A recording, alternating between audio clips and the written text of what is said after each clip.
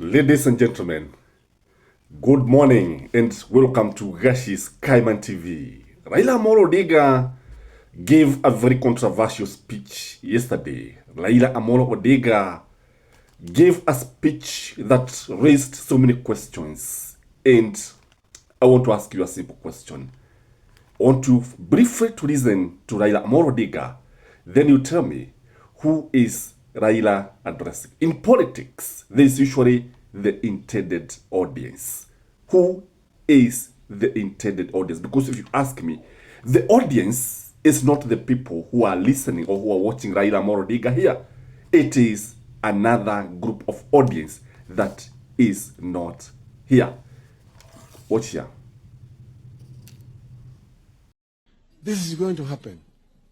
So I just want to say, the naysayers, give us space, give us room, and judge us in 2027. And we've said this is going to remain in place up to 2027. After that, we will see where we go to. Even if you're saying one term, so what?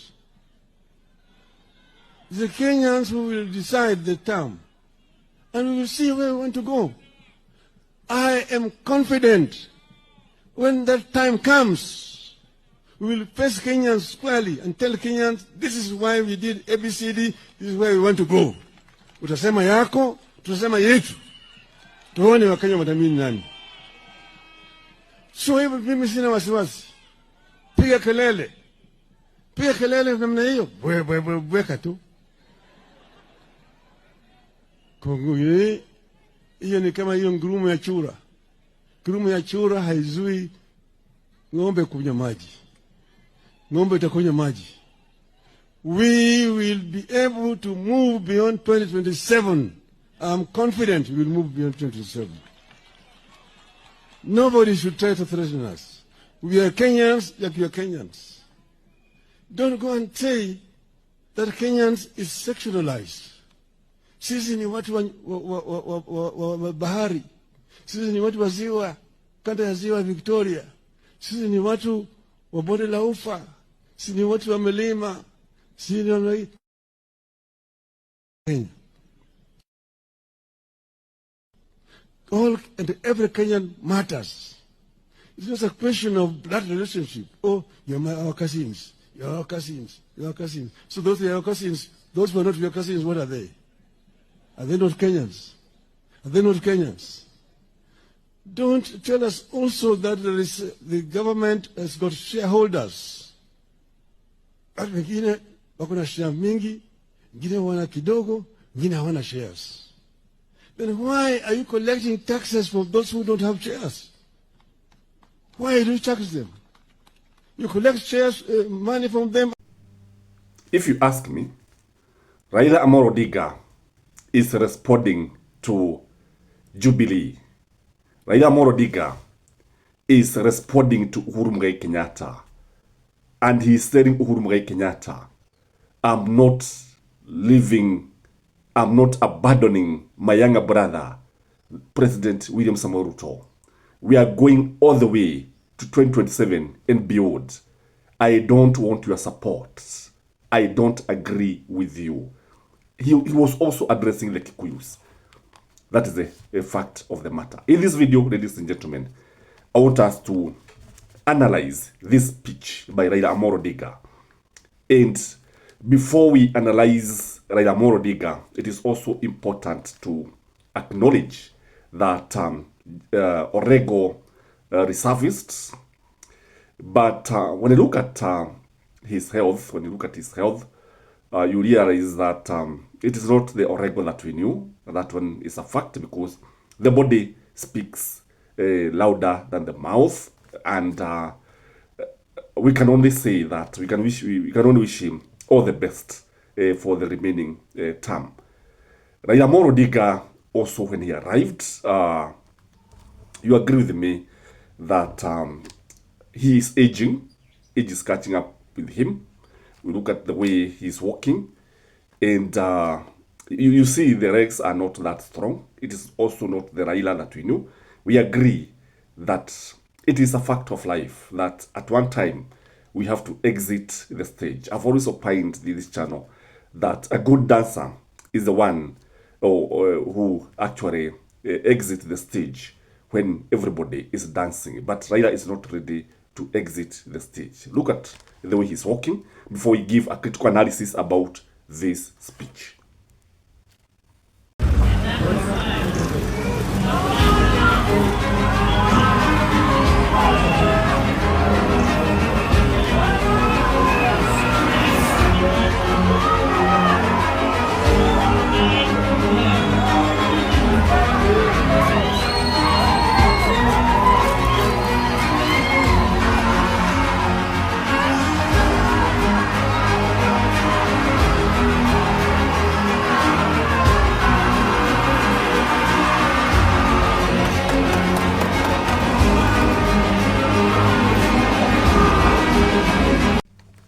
Welcome back. And before we give a critical analysis about this speech by Raila Amolo, which I found very, very controversial, please subscribe to this channel if you have never subscribed. For our viewers at this juncture, please like the video and let me know where you're watching the video from. Ladies and gentlemen, Raila Amolo has come out as the de facto executive prime minister.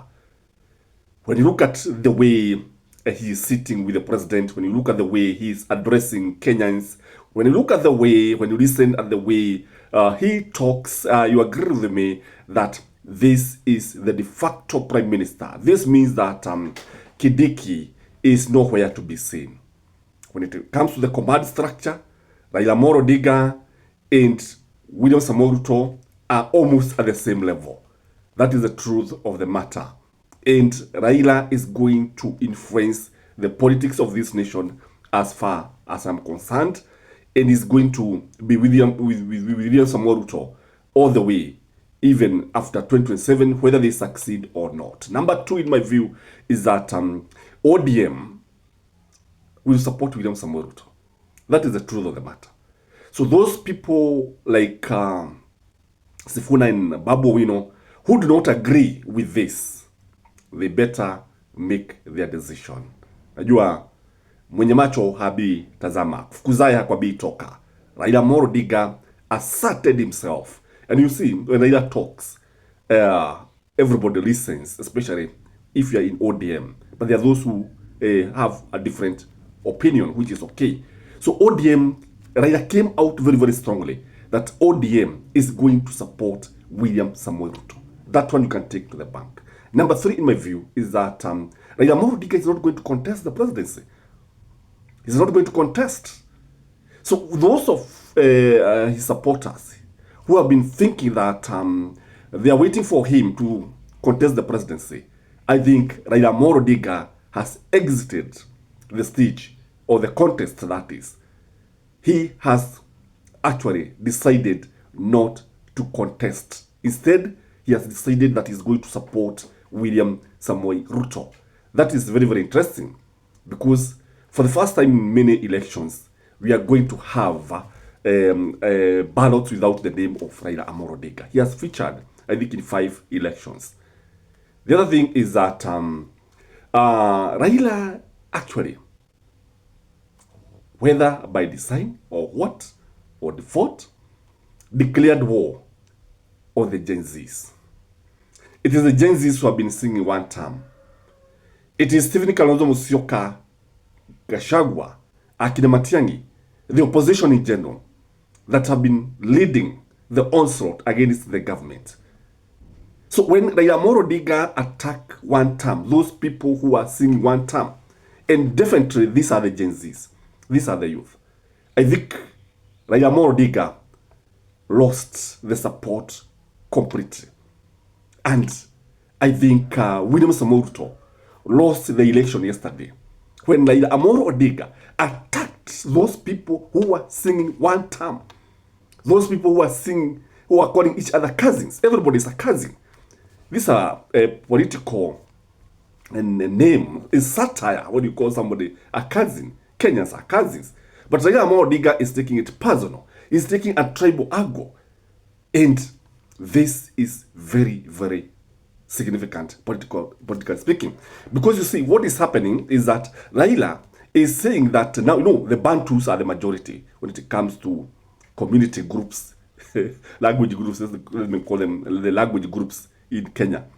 The Bantus constitute more than 70% of the communities in Kenya. When you look at the Koshites, are very few. When you look at the Nilots, the Highland Nilots, the River Lake Nilots, they are not many. So if that is the line that Raila wanted the country to go, I think he has actually put kitanzi kwa shibe yake. The other thing is that the battle lines were drawn very clearly. The battle lines have been drawn very clearly that this is a war that is going to pit Raila Amolo Odinga and William Samoei Ruto on one side, and the opposition and the Gen Z on the other hand.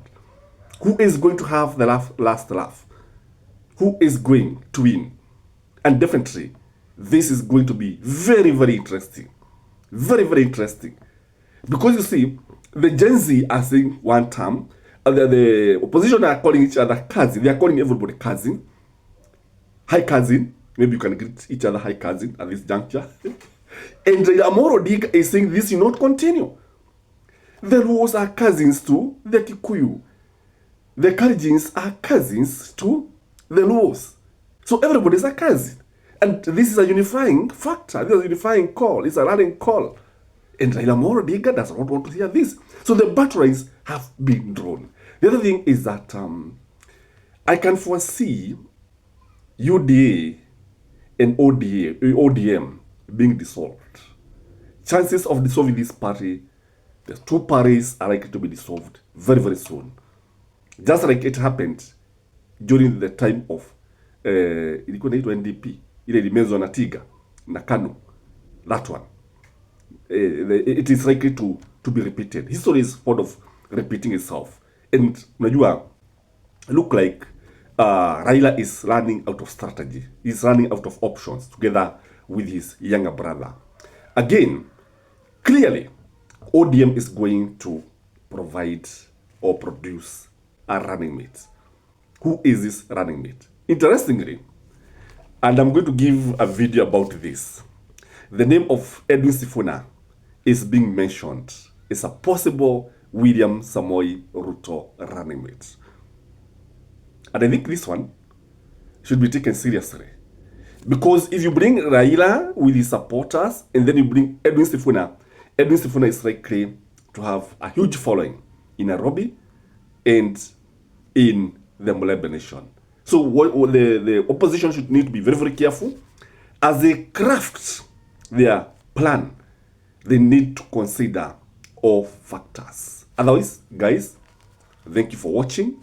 And if you watched this video up to this juncture, if you like the video, if you have subscribed to this channel, know from the bottom of my heart that I'm truly grateful. Have a blessed Saturday. Bye-bye.